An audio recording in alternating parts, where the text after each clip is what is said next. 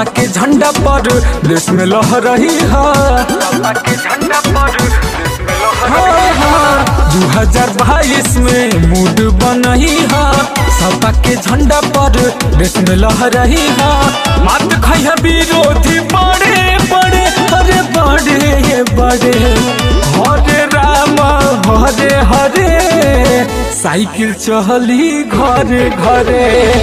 हरे कृष्ण हरे हरे साइकिल चली घरे घरे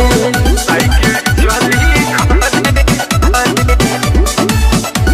अखिलेश यादव जिंदाबाद जिंदाबाद जिंदाबाद अखिलेश यादव जिंदाबाद जिंदाबाद जिंदाबाद समाजवादी पार्टी जिंदाबाद जिंदाबाद जिंदाबाद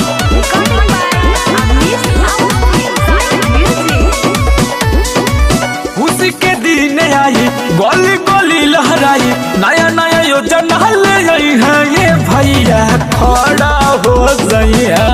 आ दुखवा में सबके बचही है। आ दुखवा में सबके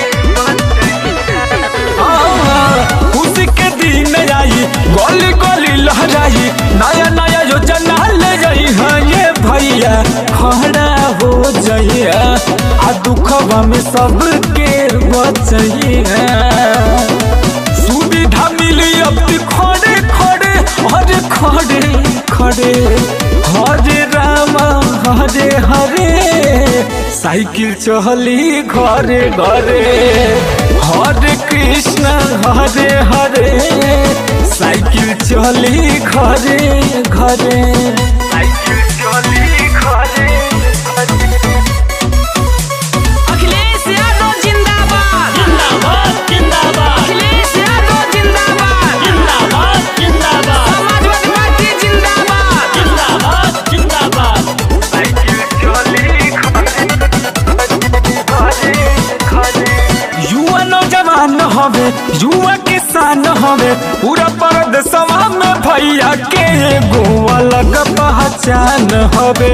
यूपी के भैया सन हवे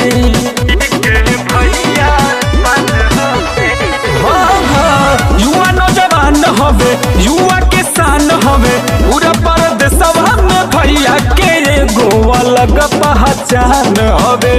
यूपी के भैया सन हवे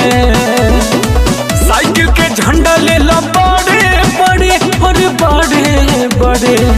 हरे राम हरे हरे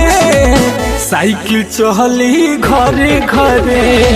हरे कृष्ण हरे हरे साइकिल चहली